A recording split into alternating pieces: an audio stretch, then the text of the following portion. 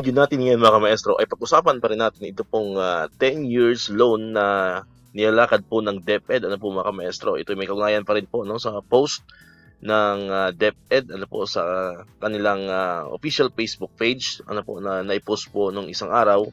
Ayan, so ito po yung ayan yung tungkol nga po dito sa pakikipag-ugnayan ng DepEd ano po sa Bangko Sentral ng Pilipinas or BSP ano po mga kamaestro, tungkol nga dito sa pagpapalawig ano po sa planong pagpapalawig po ng loan terms na hanggang maximum of 10 years. Ayan. So ginawan po natin ng video yan kahapon ano po mga kamaestro, ano kagabi pala kasi gabi na natin yan na-upload sa ating YouTube channel.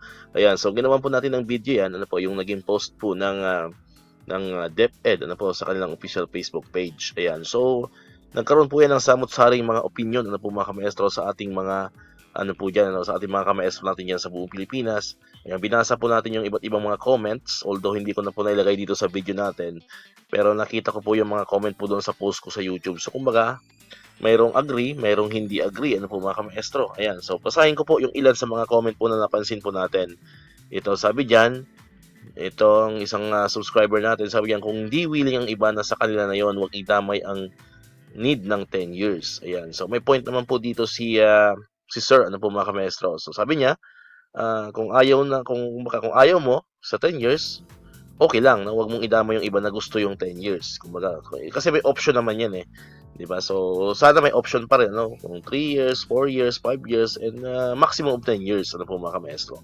So yun ang gustong ipakita po ng isa sa mga subscriber po natin. Next po ito. Best option, taasan nyo ang sahod ng mga guro. Ayan, so yan din po ang nabanggit natin kahapon sa video na po. So mas maigi nga no, na okay lang din mag-extend ng loan terms, pero syempre wag alisin po yung chance karon po tayo ng isa pang salary increase ano po mga kamaestro, para lalo pa po tayong kumbaga mas makasurvive tayo ano sa sobrang mahal na mga bilihin, di ba? Sa panahon ngayon.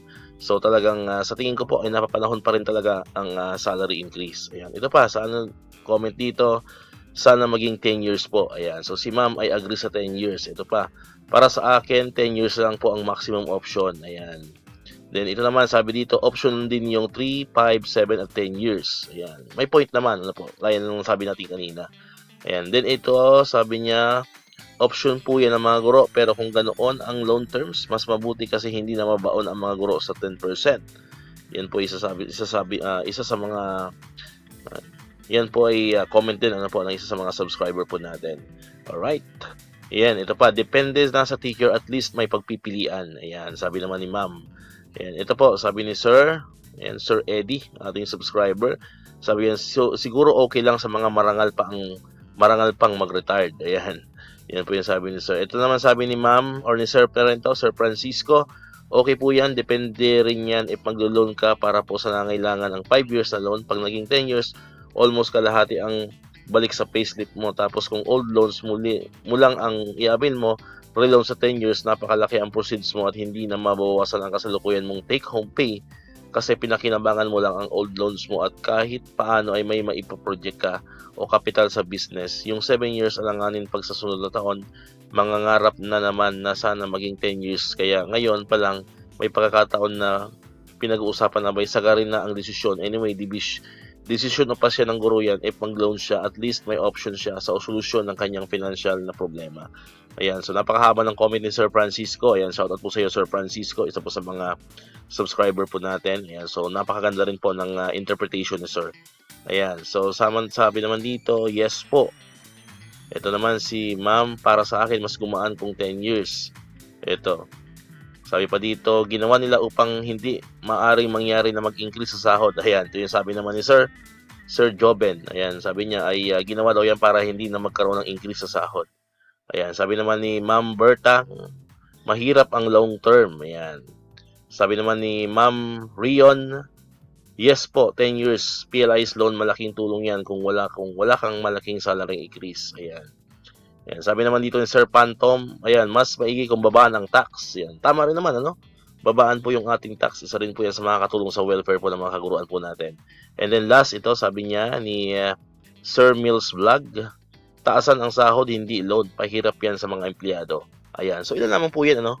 Ilan lamang po yan sa mga nakita po natin sa atin pong naipost na video kahapon. So makakapansin po natin, halos hati ang opinion ng mga teachers, and ang yung iba agree, yung iba naman po ay hindi agree. Ayan, pero sa nga natin, para naman po sa atin, ito po ay option lang naman yung 10 years, no? Gawin lang option yung 10 years. So, kumbaga, teacher pa rin dapat na magde-decide kung ilang years ang gusto niyang loan terms, ano po mga kamaestro. Kung gusto mo 1 year lang, gusto mo 2 years lang. So, sana ganun pa rin po, ano. Kumbaga, may kalayaan pa rin ang teachers na pumili kung ilang taon ang kanyang loan. And then, of course, gawing maximum yung 10 years kung gusto mo ng 10 years, ano po mga kamaestro. And sabi ko nga, hindi lang dapat yan magtatapos sa pagpapalawig po ng ating loan terms, ano po. So napakahalaga pa rin, kagaya ng binanggit ko sa nakaraang video natin kahapon, napakahalaga pa rin ang usapin about sa salary increase. Ayan, so sana taasan pa rin po yan, kagaya po ng pinupush talaga namin sa Teachers Dignity Coalition sa panguna po ni Sir Benjo Basas, ano po, na magkaroon pa rin talaga tayo ng isang salary increase. Ayan, of course, syempre yung tax ay babaan din, ano po. Mas makakatulong din yan pag naipon natin yung mga tax na yan sa isang taon. Abay, malaki-laki rin po ang mapapakinabangan po natin kung mas bababaan po yung tax po, ano, yung kaltas po ng tax sa atin po mga kamaestro. And of course, isa pa po sa nakita natin is yung babaan din po, babaan din yung interest rate, ano po, sa mga PLIs at sa mga banks po, no, na pinaglulunan po natin. Sa tingin ko makakatulong din po yun, no, mas lesser po na interest rate, ano po, para sa ating mga kamaestro diyan. Ayan, so yun po yung opinion po natin ulit, ano, kagaya ng nabanggit ko kahapon sa una po nating video tungkol dito. Ayan, so ngayon kayo naman po ang papakinggan natin mga kamaestro, ano, sa mga hindi pa po nakakapag-react, ano, hindi pa nakakapag-comment, ano po, tungkol sa usaping ito.